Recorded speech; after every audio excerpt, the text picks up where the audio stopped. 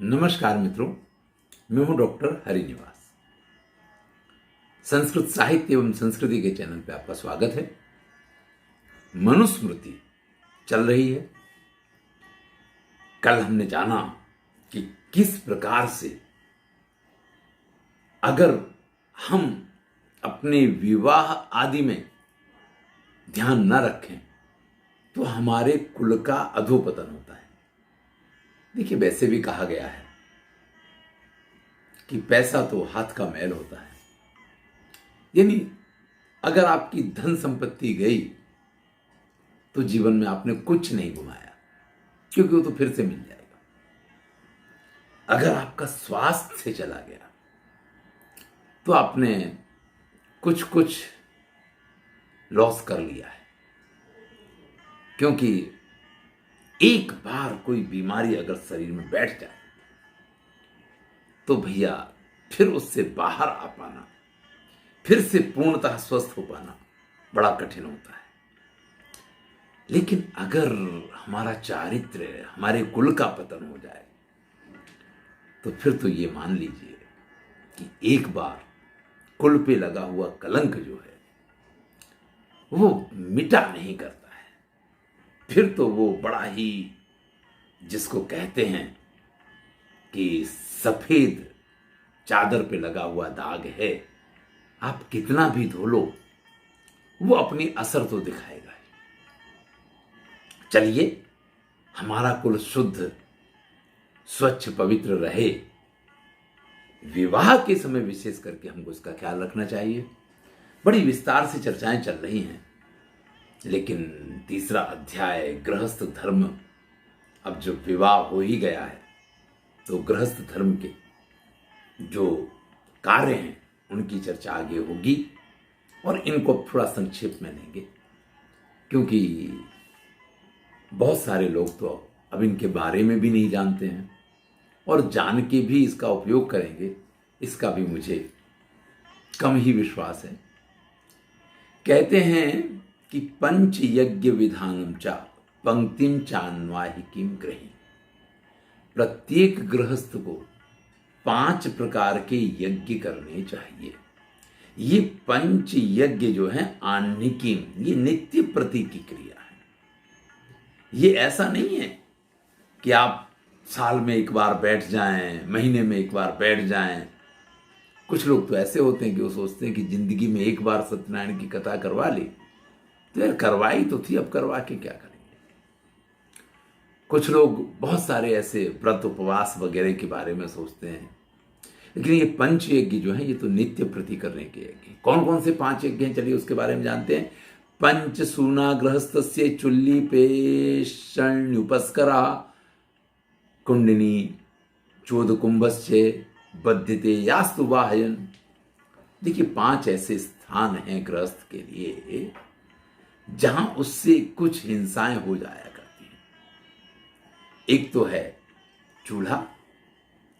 अब चूल्हे में लकड़ी जलाई जाएगी, किसी लकड़ी के अंदर अगर किसी जीव जंतु ने अपना घर बना रखा है तो लकड़ी आप ले आए तब भी वो आपके साथ आ गया, और फिर आपने जब उसको जलाया तो ऐसे जीव जंतु उसके अंदर जल भी जाते हैं, मर भी जाते हैं।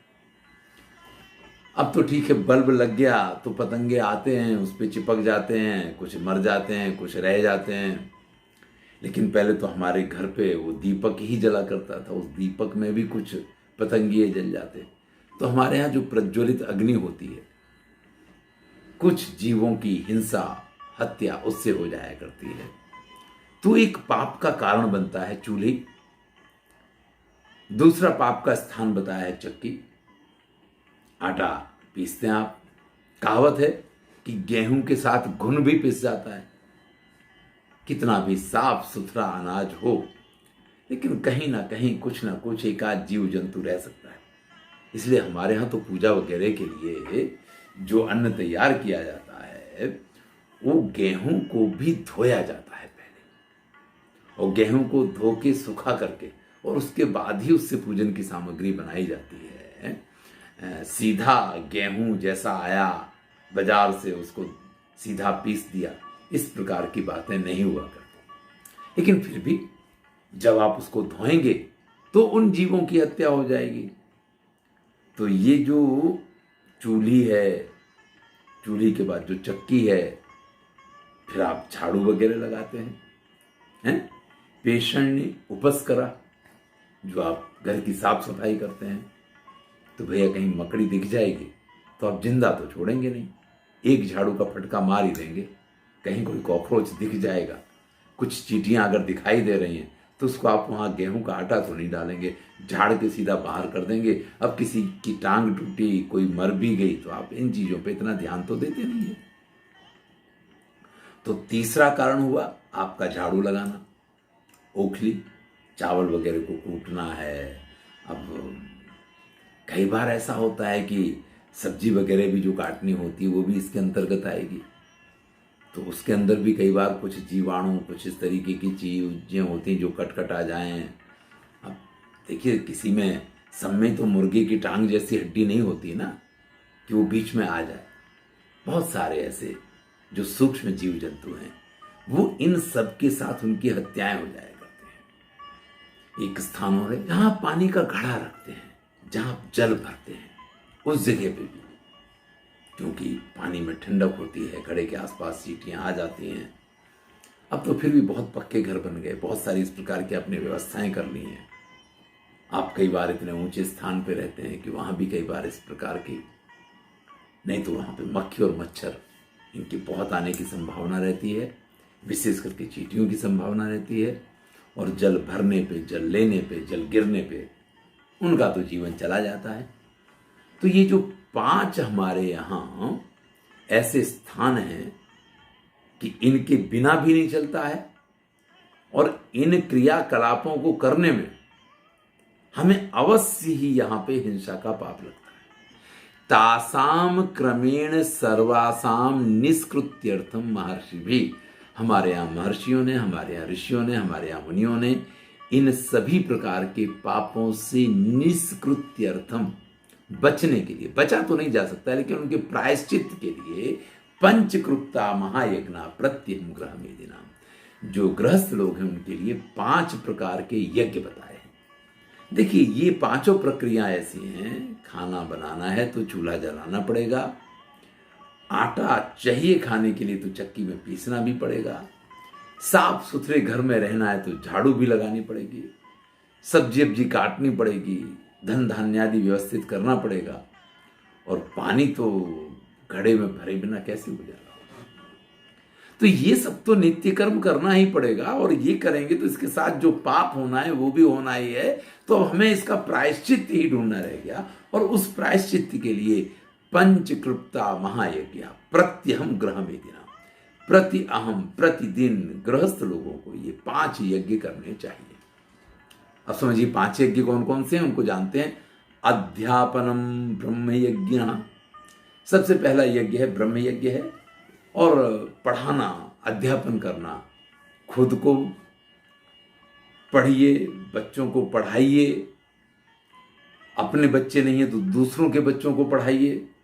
आपके पास शिक्षा देने का स्वयं अधिकार नहीं है तो किसी के बच्चे की फीस भर दीजिए, वो भी उसको पढ़ाना हुआ। तो बालक पढ़े, ये पहला ब्रह्म यज्ञ हुआ। पितृयज्ञस्तु तर्पणम, दूसरा यज्ञ है पिता का यज्ञ, पितृयज्ञ बोलते हैं। तो ब्रह्म यज्ञ, पितृयज्ञ। पितृयज्ञ क्या है? तर्पण। हमारे घर में हमारे पितरों का पूजन तर्पण होना बहुत जरूरी होता है। होमो देवो बलिर्भोर्तौ नृयज्ञो अतिथि पूजनम। होम है देवताओं की पूजा करना, यज्ञ आगादि करना, दीपक जलाना, अगरबत्ती जलाना, यह हमारे यहां देव यज्ञ माना गया है। बलि यज्ञ माना गया है कि जो हमारे आसपास के प्राणी हैं, हमारी गली का कुत्ता है, हमारे घर पे बंधी हुई गाय है, और कुछ और भी ऐसे हमारे घर में रहने वाली गौरैया चिड़िया है, ऐसे बहुत सारे प्राणी हो सकते हैं जो कहीं ना कहीं आपके सहारे से जिंदा रहते हैं। तो उन सब के लिए बलि चढ़ाना, उन सब का योग्य भाग, उनकी आजीविका आपके घर के साथ जुड़ी है, उनका ख्याल रखना, ये बलि यज्ञ कहा गया है। और नर यज्ञ कहा जाता है अतिथि की पूजा करना। तो भैया ब्रह्म यज्ञ करना है, ब्रह्म यज्ञ के बाद पितृयज्ञ करना है, देव यज्ञ करना है, जिसको हमने बलि कहा, जिसको भूत यज्ञ भी कहा जाता है, और मनुष्य नर यज्ञ करना है। ये 5 प्रकार के यज्ञ हुए। इसमें आपसे कहा कि जो ब्रह्म यज्ञ है उसमें पढ़ाया जाता है, जो पितृ यज्ञ है उसमें पितरों का तर्पण किया जाता है, जो देव यज्ञ है उसमें घर में नित्य प्रति पूजा करना, दीपक जलाना, अगरबत्ती लगाना, ये देव यज्ञ का एक भाग है।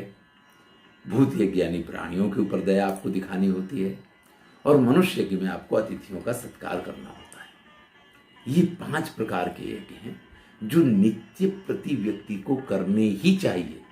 पंचैतान यो महायज्ञान न ह्यापयति शक्तिता।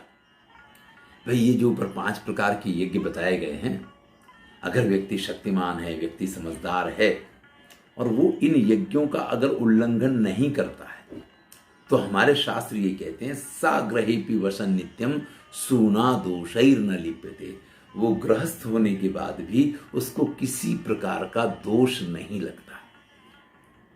देखिए हमारे यहां सबसे कठिन अगर कोई आश्रम माना गया हो तो गृहस्थ आश्रम माना गया, बाकी सब तो बड़ा सरल है। क्योंकि इस आश्रम में तरह तरह की हारी, बीमारी, समस्या, ये वो।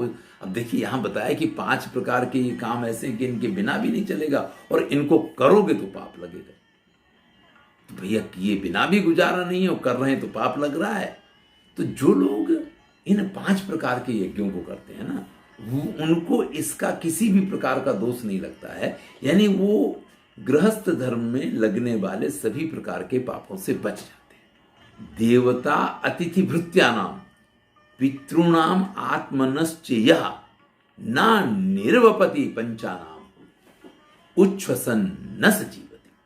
बहुत बड़ी बात कह रहे हैं कि जो देवताओं का, अतिथियों का, भृत यानी अपने यहां रहने वाले सेवकों का, अपने पितरों का और अपना, इन 5 का ख्याल रखना। देखिए देवता हुए, अतिथि हुए, सेवक हुए, माता पिता यानी बड़े बुजुर्ग हुए, और आत्मना और स्वयं। जो लोग इन 5 का अन्न के द्वारा भोजन इत्यादि नहीं करवाता है, इनको तृप्त नहीं करता है, उच्छ्वसन न सजीवती, वो श्वास तो ले रहा है लेकिन आप उसको जिंदा नहीं कह सकते हैं।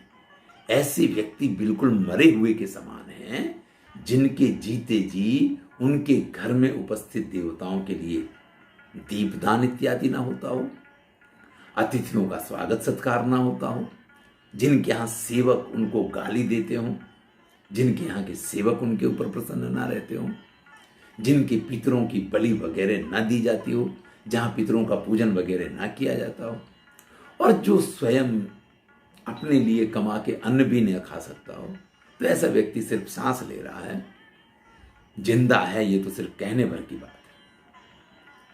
अहुतम च हुतम चैव तथा प्रहुतमेव च ब्राह्मम हुतम प्रासितम च पंच यज्ञान प्रचक्षते। अब मान लीजिए आप कहते हैं कि हम गृहस्थ नहीं है, तो फिर हमें तो ये कोई पाप ही नहीं लगेंगे, हमें तो ये यज्ञ करने की जरूरत ही नहीं है। तो भैया गृहस्थ नहीं है तो आप वानप्रस्थ होंगे, आप वन में रहते होंगे, आप ब्रह्मचारी होंगे, वहां पे भी आप समिधा रखते हैं, यज्ञ आदि करते हैं, ओम अग्नये स्वाहा, ओम प्रजापते स्वाहा, ओम इंद्राय स्वाहा। अब अगर आप रोटी बना रहे हैं तो भी लकड़ी जलती है, और अगर आप यज्ञ कर्म कर रहे हैं तो भी लकड़ी तो जलती है। वहां लकड़ी कही जाती है, यहां समिधा कही जाती है, लेकिन दोनों में ही वो जो जंतु की हत्या की बात है वो तो दोनों जगह खड़ी ही रहती है ना। इसलिए 5 प्रकार के यज्ञ यहां पे भी कहे गए हैं। तो तो कहते हैं आहुतम च आहुतम चैव, यानी आहुत, हुत, प्रहुत, ब्राह्महुत और प्रासित, ये 5 प्रकार के यज्ञ यहां पे विद्वान लोग कहते हैं। इसमें जो जप है वो आहुत है, जप किया जाता है। ओम नमो भगवते वासुदेवाय स्वाहा, ओम नमो भगवते वासुदेवाय स्वाहा। इसमें स्वाहा तो लगा हुआ है, लेकिन यहां आहुति नहीं दी जाती है। इस मंत्र के साथ द्वादशाक्षर मंत्र है, अष्टादशाक्षर मंत्र है, गायत्री मंत्र है। इन सब मंत्रों का जब आप जप करते हैं तो इसको आहुति यज्ञ कहा गया है। हुति यज्ञ होता है होम, जिसमें आप हवन इत्यादि करते हैं, उसको हुति यज्ञ कहा गया है। प्रहुति यज्ञ कहा जाता है भौतिक बलि वगैरह जो चढ़ाई जाती है, जो मैंने कहा कि गली का कुत्ता है, आपके घर पे बंधी हुई गाय है। अगर आप आश्रम में रह रहे हैं तो भी ये सारी चीजें आपको लागू पड़ती हैं। वहां पे भी आपके आसपास कोई चिड़िया हो सकती है, वहां पे भी जहां आप रहते हैं आपके आश्रम में कोई कुत्ता हो सकता है, कोई गाय भी आपके यहाँ पली हो सकती है। इन सबकी जवाबदारी आपकी बनती है। ब्राह्महुतम द्विजाग्र चर्या। देखिए यहां ब्राह्महुत क्या कहा गया है कि जो ब्राह्मण हैं उनका सत्संग करना, उनकी चर्या का ध्यान रखना, यानी हर तरीके से उनका आदर सत्कार सम्मान, वो पूजा कर रहे हैं तो उनकी सेवा शुश्रूषा, और विशेष करके उनके पास से ज्ञान प्राप्त करना, ये ब्राह्महुत है। प्रासितम पितृतर्पण। जब तक व्यक्ति सन्यासी नहीं होता है ना, तब तक उसको अपने पितरों का तर्पण करना होता है। तो ये गृहस्थ में है तो भी, ब्रह्मचारी है तो भी, वानप्रस्थ है तो भी, आपको जो 5 प्रकार के यज्ञ कहे गए हैं, एक जगह पे उसका प्रकार कुछ और हो सकता है, दूसरी जगह उसका प्रकार कुछ और हो सकता है, लेकिन आपको ये 5 प्रकार के यज्ञ तो दोनों ही जगह करने हैं।